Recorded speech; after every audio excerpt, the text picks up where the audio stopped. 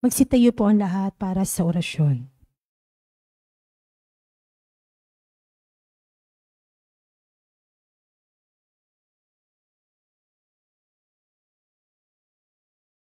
Sa ngalan ng Ama, ng Anak at ng Espiritu Santo. Amen. Ang anghel ng Panginoon ay nagbalita kay Santa Maria. At siya'y naglihila ng Espiritu Santo. Aba, Ginoong Maria, napupuno ka ng grasya. Ang Panginoong Diyos ay sumasa iyo. Bukod kang pinagpala sa babaing lahat, at pinagpala naman ang iyong anak na si Jesus. Santa Maria, Ina ng Diyos, ipanalangin mo kaming makasalanan, ngayon at kung kami mamamatay. Amen. Narito ang alipin ng Panginoon. Maganap nawa sa akin ang ayon sa wika mo. Aba, Ginoong Maria, napupuno ka ng grasya. Ang Panginoong Diyos ay sumasa iyo. Bukod kang pinagpala sa babaing lahat, at pinagpala naman ang iyong anak na si Jesus. Santa Maria, Ina ng Diyos, ipanalangin mo kaming makasalanan, ngayon at kung kami mamamatay. Amen. At ang salita ay nagkatawang tao. At nakipamuhay sa atin. Aba, Ginoong Maria, napupuno ka ng grasya. Ang Panginoong Diyos ay sumasa iyo. Bukod kang pinagpala sa babaing lahat, at pinagpala naman ang iyong anak na si Jesus. Santa Maria, Ina ng Diyos, ipanalangin mo kaming makasalanan, ngayon at kung kami mamamatay. Amen. Ipanalangin mo kami, O Santa na Ina ng Diyos. Nang kami maging dapat pakinabang sa mga pangako ni Kristo. Manalangin tayo. Panginoon naming Diyos, kasiyahan mo nawa ang aming mga kaluluwa sa iyong mahal na grasya, at yayamang dahilan sa pamamagitan ng anghel, ay nakilala namin ang pagkakatawang tao ni Jesucristong anak mo, pakundangan sa mahal na pasakit at pagkamatay niya sa krus. Papakinabangan mo kami ng kanyang pagkabuhay na magmuli, sa kadakilaan sa langit, sa pamamagitan ni Jesucristong aming Panginoon. Amen. Luwalhati sa Ama at sa Anak at sa Espiritu Santo. Kapara nung sa unang-una, ngayon at magpakailanman, magpasawalang hanggan. Amen. Sa ngalan ng Ama, ng Anak at ng Espiritu Santo. Amen. At ang mamumuno po sa ating banal na pagdiriwang ngayon ay ang ating pumbutihing kura paroko, Reverendo Padre Douglas Tibadong.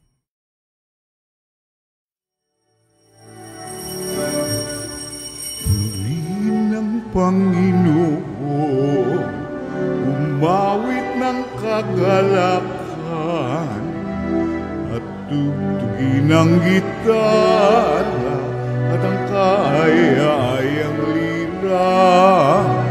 Ipan ninyo ang tumpeta, kaya Panginooy dinggin, ang landas niya'y tahakin. Habang buhay ay purihin, kagandahang loob niya sa akin. Purihin ang Panginoon, umawit ng kagalakan, at tugtugin ang gitara at ang kaaya-ayang lira. Ipan ninyo ang trumpeta, ipan ng trumpeta.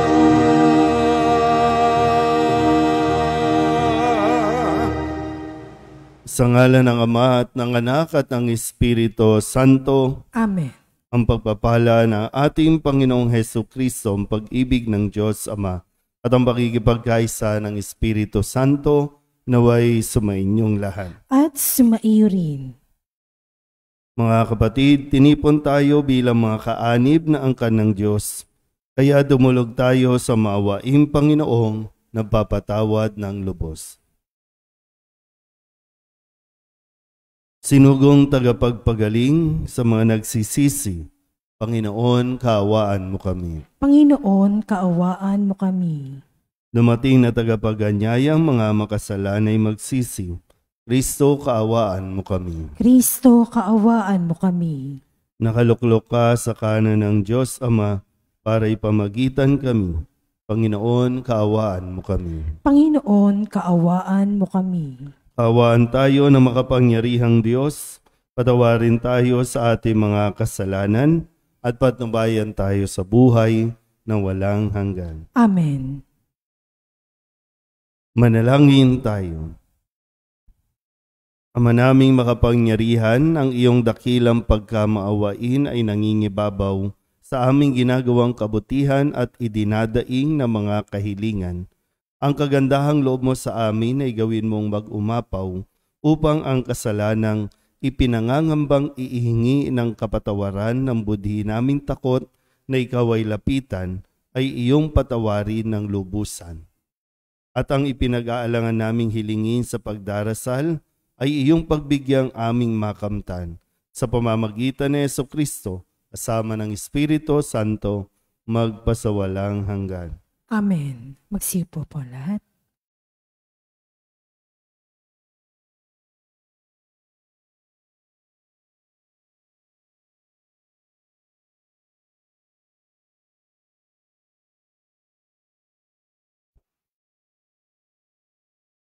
Pagbasa mula sa aklat ni Propeta Jonas.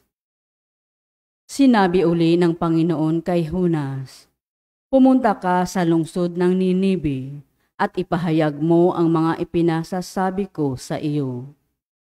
Nagpunta nga si Jonas sa Ninibe. Malaki ang lungsod na ito. Aabuti ng 3 araw kung lalakaring pabagtas. Siya'y pumasok sa lungsod. Pagkaraan ng maghapong paglalakad, malakas niyang ipinahayag, gugunawin ang Ninibe pagkaraan ng 40 araw. Naniwala ang mga taga roon sa pahayag na ito mula sa Diyos. Kaya nag-ayuno sila at nagdamit ng sako bilang tanda ng lubos na pagsisisi at pagtalikod sa kanilang mga kasalanan. Nang mabalitaan ito ng hari ng Ninibe, bumaba siya sa kanyang trono, naghubad ng balabal, nagdamit din ng sako, at naupo sa abo. At ipinasabi niya sa mga taga Ninibe, ito'y utos ng hari at ng kanyang mga pinuno. Walang kakain isa man, wala ring iinom, maging tao o hayop. Lahat ng tao at hayop ay magdamit ng sako. Taimtim na manalangin sa Diyos ang bawat isa. Pagsisihan ng lahat ang nagawa nilang kasalanan at talikdan ang masamang pamumuhay. Baka sa paraang ito'y mapawi ang galit ng Diyos. Magbago siya ng kanyang pasya at hindi na ituloy ang balak na paglipol sa atin. Nakita ng Diyos ang kanilang pagtalikod sa kasamaan, kaya hindi na itinuloy ang paggunaw sa Ninibe. Ang salita ng Diyos. Salamat sa Diyos. Saan mong tugunan ang ating pong itutugon? Hiling namin iyong limutin tanang kasalanan namin. Ulitin po natin. Hiling namin iyong limutin tanang kasalanan namin. Sa gitna ng paghihirap, tinawag ko'y Panginoon. Panginoon, ako'y dinggin, pagkat ako'y tumatanghoy. Dinggin mo ang pagtawag ko't paghingi ng iyong tulong. Tugon. Hiling namin iyong limutin tanang kasalanan namin. Kung ikaw ay may talaan nitong aming kasalanan, lahat kami ay tatanggap ng hatol mong nakalaan. Ngunit iyong ipinatawad, kasalanan ay malimot. Pinatawad mo nga kami upang sayo ay matakot.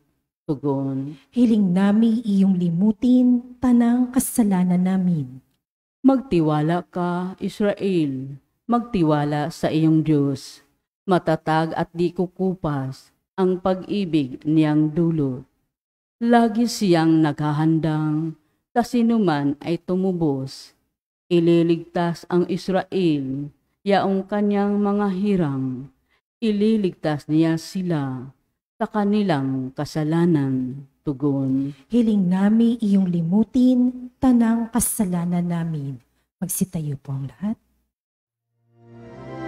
Hallelujah, Hallelujah. Wikain mo, o nakikinig ako sa iyong mga salita. Hallelujah, Hallelujah, Hallelujah.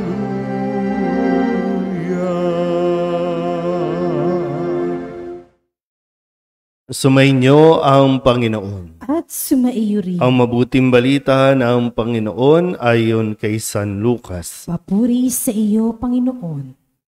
Noong panahong iyon, pumasok si Jesus sa isang nayon. Malugod siyang tinanggap ng isang babaeng nagngangalang Marta sa tahanan nito. Ang babaeng ito ay may isang kapatid na Maria ang pangalan. Naupo ito sa paanan ng Panginoon at nakinig sa kanyang itinuturo. Alalang-alala si Marta sapagkat kulang ang kanyang katawan sa paghahanda. Kaya't lumapit siya kay Jesus at ang wika, Panginoon, sabihin nga po ninyo sa kapatid kong tulungan naman ako. Ngunit sinagot siya ng Panginoon, Marta, Marta, naliligalig ka at abalang-abala sa maraming bagay. Ngunit isa lamang ang talagang kailangan. Pinili ni Maria ang lalong mabuti at ito'y hindi aalisin sa kanya. Ang mabuting balita ng Panginoon. Pinupuri ka namin, Panginoong Hesukristo. Isang magandang umaga po sa inyong lahat. Kapag narinig niyo po ba itong sinabi ng Panginoon, Marta, Marta, naliligalig ka at abalang-abala sa maraming bagay. Ano po ba ang nararamdaman ninyo? Marami kasing Marta syndrome o may Marta syndrome o hindi natawag na pwede rin Marta-cystic. Diba? Kung may narcissistic, may rin namang Marta-cystic o Marta-cysm. Ito yung parang sakit na, no, na pakiramdam niya, lahat gagawin niya, lahat siya ang gagawa. Kaya lahat yung sa salita natin, yan yung masyadong aligaga. Sabihin nyo nga sa katabi ninyo, huwag kang aligaga. Yung bang namimiss natin kasi parati yung pinakamahalagang bagay. Hindi naman sinabing mali yung ginagawa ni Marta, pero ito kasi yung pagkakataon na sinayang at masasayang ni Marta sa dami ng gustong lumapit, makipag-usap, makasama si Jesus. Ito yung pagkakataon, biro mo, nasa loob mismo ng tahanan ninyo itong si Jesus. At hindi naman siya nagpunta para maging pabigat. Nagpunta siya para mas maramdaman ang kanyang presensya. Pero nakakaligtaan ni Marta. Baka po pwedeng ilang oras na si Jesus doon. Wala pa si Marta. Tapos ngayon, sisisihin niya si Maria, sisisihin niya ang iba na pagod na siya, no? At gusto niyang utusan si Jesus, na utusan si Maria, na tulungan siya. So sino ngayon ang mag-aasikaso kay Jesus? Diba minsan yung pag dumadalaw kayo sa kung saan man, kung sino man, diba? Anong gagawin niyo? Na walang gustong kumausap kasi lahat aligaga. Lahat may inaasikaso. E di wag ka na lang pumunta. Busy pala sila eh. Minsan po dito sa simbahan natin, no? Kaya pinaalalahanan ko minsan kapag yung mga lingkod, pag nagsimula na ang misa, wala nang aligaga. Pag nagsimula na ang misa, wala nang lakad ng lakad, wala nang kung ano-ano kasi dapat bago pa nagsimula ang misa, inayos na ang mga dapat gamitin para less movement, less distraction na tayo. Kasi natapos yung misa, hindi ka nakapagsimba, nag-serve ka lang. hindi ka nagsimba.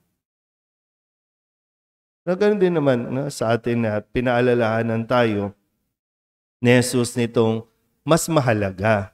Hindi po masama yung gawin ninyo ang mga gawaing bahay. Hindi masama yun. Pero minsan, tingnan nyo rin, kung sa loob lang tahanan, ilagay natin yung kontekstong ito. Di ba? Kung kilos ka ng kilos, pagod ka na, tapos wala kang ng quality time para sa iyong pamilya. Nawawalan ka rin ng quality time. Pwede sa opisina, nawawalan ka ng quality time para sa mga katrabaho kasi makipagkwentuhan ka naman. Hindi yung parang lahat ikaw ang gagawa. At wag mo rin isipin na dapat lahat sa araw na ito matapos. Kasi hindi naman natatapos ang mga gawain. Hindi natatapos yung mga papeles. Hindi yan matatapos. Kaya nagiging narcissistic tayo. Pag pagod na, mainit ang ulo, ibabaling ang sisi sa iba, at feeling mo, kawawa ka, aping-api ka. Nagiging Marta ka lang. Nagpapaka-Marta ka lang. Pag naging Marta na, pagod na, ayan, sasabihin mo, martir na ako. Pinili mo yan. No? Kaya nga sabi, mas pinili ni Maria yung mahalaga, yung pinakamahalaga, ang makapiling ang Diyos, ang makinig sa Diyos. Sa pagkakataong ito, kasi bihira lang ito mangyari. No, hindi na alam kung kailan ulit makakadalaw si Jesus. Kaya piliin ang mas mainam sa mga hinihingi ng pagkakataon. Sayang kasi. Diba? Sabi nga po, yung sa mga nasa abroad, mas piliin nyo po yung pinakamabuti.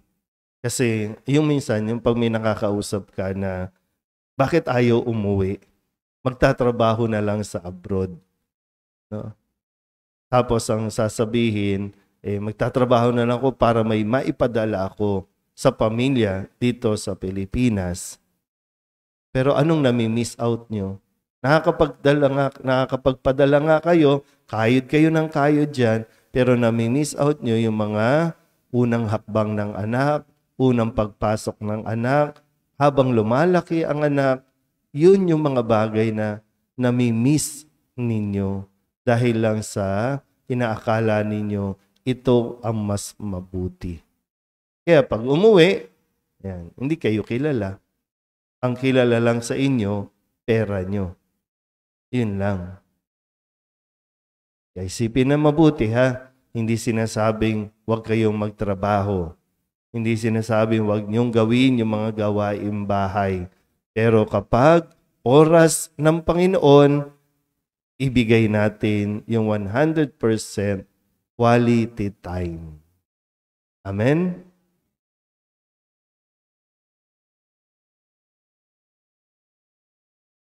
Tulad ng napag-alaman ni Maria at Marta, nabunyag kay Jesus ang kabutihan at pag-ibig ng Diyos na nananahan sa ating piling.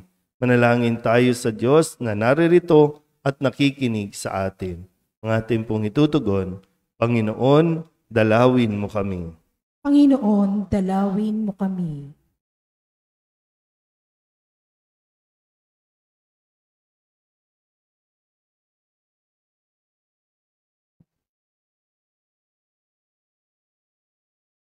Ang simbahan sa buong daigdig naway maging bukas na tahanan para sa lahat ng maliliit nating mga kapatid. Manalangin tayo sa Panginoon. Panginoon, dalawin mo kami. Ang mga labis na abala sa mga bagay sa mundong ito na kumukupas, naway magkaroon ng pagpapahalaga sa pakikinig sa salita ng Diyos. Manalangin tayo sa Panginoon. Panginoon, dalawin mo kami. Katulad ni Maria, naway piliin natin ang higit na mahalaga at tanggapin si Jesus sa ating puso at buhay. Manalangin tayo sa Panginoon. Panginoon, dalawin mo kami. Ang mga may sakit at naghihingalo, naway tumingin kay Kristo sa oras ng kanilang paghihirap. Manalangin tayo sa Panginoon. Panginoon, dalawin mo kami. Ang mga yumao, naway manahan sa tahanan ng Diyos magpakailanman. Manalangin tayo sa Panginoon. Panginoon, dalawin mo kami. Idulog din natin sa Panginoon ang ating mga personal na kahilingan at mga panalangin para sa ating mga pamilya, kasama ang mga kahilingan ng lahat ng mga nanonood sa online, lahat ng mga misang pasasalamat, special na intensyon, mga agarang paggaling ng mga may sakit at mga kaluluwa na inihiling na ipagdasal sa misang.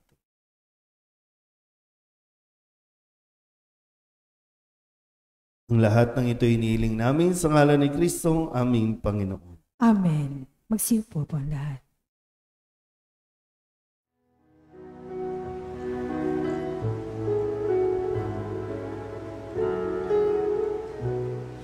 Ang himig mo, ang awit ko, lahat ng ito'y nagmula sa iyo. Muling ihahandog sa'yo, buong puso kong inaalay sa'yo. O Diyos, o Panginoon, lahat ay biyayang aming inampon, aming buhay at kakayahan, ito'y para lamang sa iyong kalwalhatian.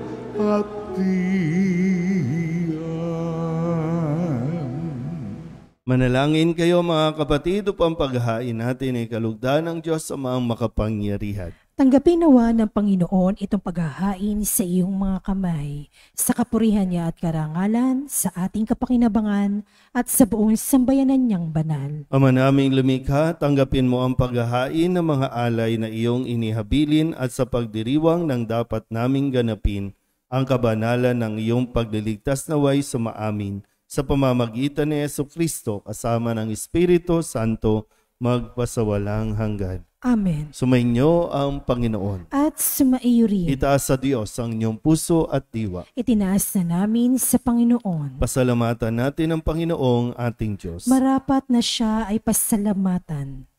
Ama naming makapangyarihan, tunay ngang marapat na ikaw ay aming pasalamatan. Ikinalugod mong likain ang sanlibutan na iyong pinagbabago at idinarangal sa pamamagitan ng iyong anak na kinalulugdan.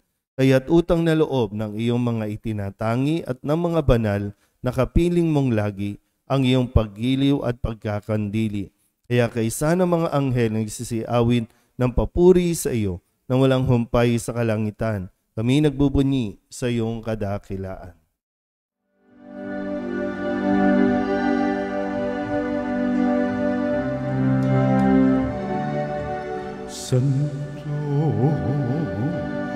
Santo, Panginoong Diyos na makapangyarihan, napupuno ang langit at lupa ng kaluwalhatian mo. Hosana, Hosana sa kaitasan,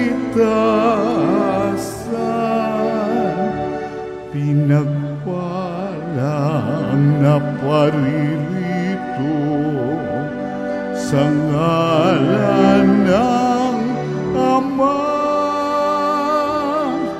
Hosana, Hosana sa kaitasan, Hosana, Hosana sa kaitasan.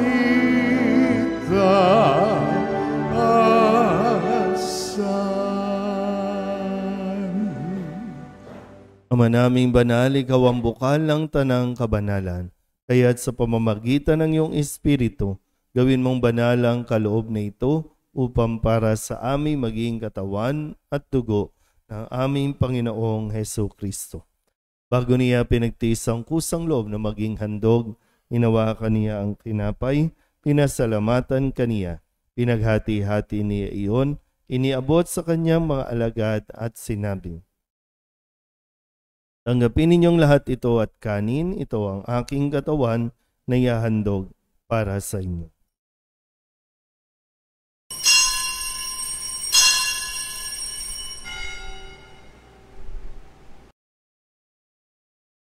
Gayun din naman nang matapos ang hapunan, hinawakan niya ang kalis, muli kaniyang pinasalamatan. Iniabot niya ang kalis sa kanyang mga alagad at sinabi, tanggapin ninyong lahat ito at inumin. Ito ang kalis ng aking dugo, ng bago at walang hanggan tipan. Ang aking dugo na ibubuhos para sa inyo at para sa lahat, sa ikapagpapatawad ng mga kasalanan. Gawin ninyo ito sa pag-alaala sa akin.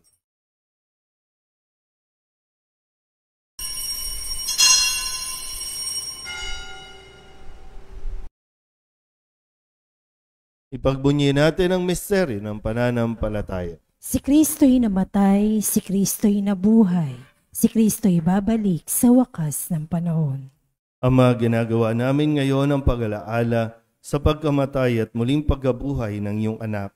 Kaya tiniaalay namin sa iyo ang tinapay na nagbibigay buhay at ang kalis na nagkakaloob ng kaligtasan. Kami nagpapasalamat dahil kami iyong minarapat na tumayo sa harap mo para maglingkod sa iyo. Isinasamo namin kami magsasalo-salo sa katawan at dugo ni Kristo ay mabuklod sa pagkakaisa sa pamamagitan ng Espiritu Santo. Ama, lingapin mo ang iyong simbahang laganap sa buong daigdig. Puspusin mo kami sa pag-ibig kaysa ni Francisco na aming Papa at ni Jose na aming Obispo at ng Tanang Kaparian. Alalahanin mo rin ang mga kapatid naming nahimlay na may pag-asang sila'y muling mabubuhay, gayon din ang lahat ng mga pumanaw. Kawaan mo sila at patuloyin sa iyong kaliwanagan. Kawaan mo at pagindapating kaming lahat na makasalo sa iyong buhay na walang wakas. Kaysa ng mahal na Birhen Maria na ina ng Diyos, ng kabiyak ng puso niyang si San Jose. Kaysa ng mga apostol at ng lahat ng mga banal na namuhay dito sa daigdig ng kalugod-lugod sa iyo, may pagdiwang nawa namin ang papupuri sa igararangal mo sa pamamagitan ng iyong anak na aming Panginoong Hesus Kristo. Sa pamamagitan ni Kristo, kasama niya at sa Kanya, ang lahat ng parangal at papuri ay sa iyo, Diyos Amang makapangyarihan, kasama ng Espiritu Santo, magpasawalang hanggan. Amen. Amen.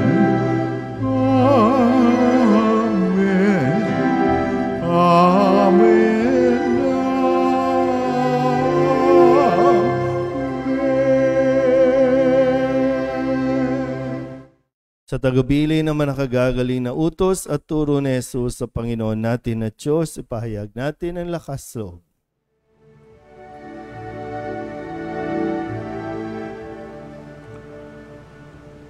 Ama namin sumasalangit ka, sambahin ang ngalan mo. Mapasa amin ang kaharian mo, sundin ang loob mo. Dito sa lupa para nang sa langit, bigyan mo kami ngayon ng aming kakanin. Sa araw-araw at patawarin mo kami sa aming mga sala, para ng pagpapatawad namin sa magkasala sa amin. At huwag mo kaming ipahintulot sa tukso, at iadya mo kami sa lahat ng masama. Inihiling namin kami iadya sa lahat ng masama, pagkalooban ng kapayapaan araw-araw, iligtas sa kasalanan at ilayo sa lahat ng kapahamakan. Samantalang aming pinananabikan ang dakilang araw ng pagpapahayag ng tagapagligtas naming si Jesucristo. Sapagkat iyo ang kaharian at ang kapangyarihan at ang kapurihan magpakailanman. Amen. Panginoong Jesucristo, sinabi mo sa iyong mga apostol, kapayapaan ang iniiwan ko sa inyo, ang aking kapayapaan ang binibigay ko sa inyo. Tunghayin mo ang aming pananampalataya at huwag ang aming mga pagkakasala. Pagkalooban mo kami ng kapayapaan at pagkakaisa ayon sa iyong kalooban, kasama ng Espiritu Santo, magpasawalang hanggan. Amen. Ang kapayapaan ng Panginoon ay laging sumainyo. At sumaiyo rin. Mabigayan po tayo ng kapayapaan sa isa't isa.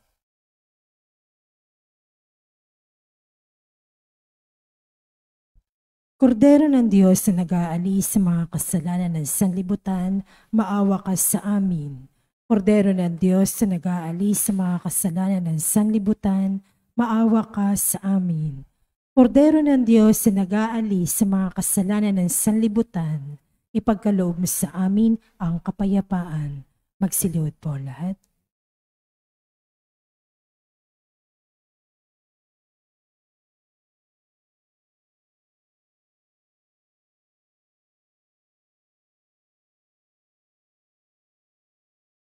Ito ang kordero ng Diyos. Ito ang nag-aalis ng kasalanan ng sanlibutan. Mapalad ang mga inanyayahan sa kanyang piging. Panginoon, hindi ako karapat-dapat na magpatuloy sa iyo, ngunit sa isang salita mo lamang ay gagaling na ako. Katawan ni Kristo. Amen.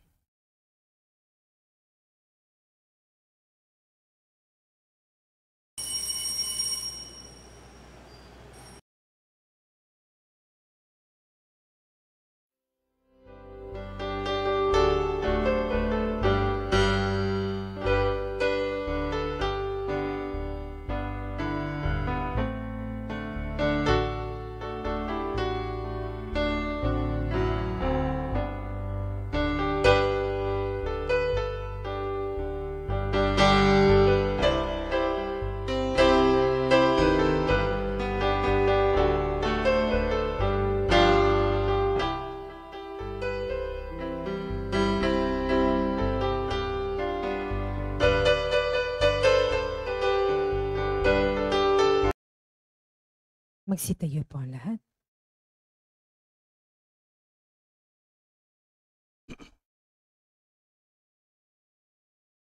Manalangin tayo. Ama naming mapagmahal, ipagkaloob mong sa pagsasalo namin sa pagkait inuming banal, kami ay maging katawan ni Kristo na aming pinakinabangan sa pamamagitan niya kasama ng Espiritu Santo magpasawalang hanggan. Amen. Sumainyo ang Panginoon At sumaiyo rin. at pagpalain kayo ng makapangyarihang Diyos, Ama at Anak, Espiritu Santo. Amen. Tapos sa banal na misa, humayo tayo sa kapayapaan ni Kristo. Salamat sa Diyos. Magandang umaga po. Magandang umaga po, Father.